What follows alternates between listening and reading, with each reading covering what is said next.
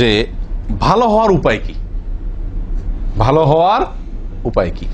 আমরা অনেকেই ভালো হতে চাই, অনেকেই ভালো হতে চাই, ভালো হওয়া দরকার। ভালো হইলে সুখে থাকা যায়, মনটা সুখে থাকে। আখেরাতে তো সুখ আছে, দুনিয়াতেও সুখ।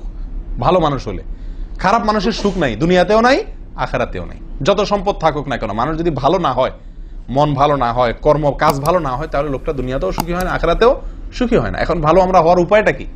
ভালো হওয়ার সবচেয়ে বড় উপায়, সবচেয়ে কার্যকর উপায় হলো ভালো মানুষের সঙ্গে থাকা।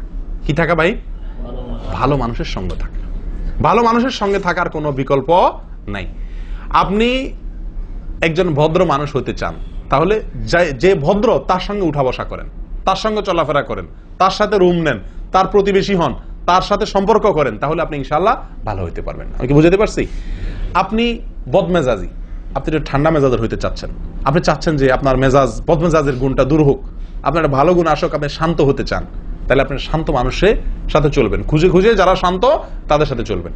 কারণ মানুষের সঙ্গে থেকে যত দ্রুত নিজের পরিবর্তন করতে পারে, অন্য কোনো উপায় এত দ্রুত নিজের পরিবর্তন করতে পারে না।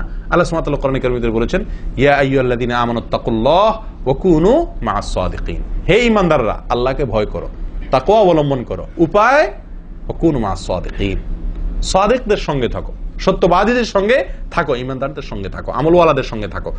আপনি ওই যে একটা কথা আছে না আমাদের বাংলায় প্রবাদ, সৎসঙ্গে স্বর্গে বাস, অসৎ সঙ্গে সর্বনাশ। চরম সত্য কথা, চরম সঠিক এবং দারুণ একটি কথা।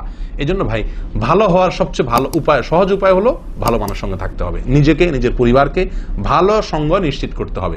নেক, সৎ, মুখলেস, সদাচারী, ভালো আমলকারী মানুষের সঙ্গে থাকার চেষ্টা করতে হবে। তাহলে ইনশাআল্লাহ ভালো হওয়া সবচাইতে সোজা এবং আপনার সরল পদ্ধতি। আল্লাহ তাআলা সবাইকে ভালো হওয়ার তৌফিক দান করেন।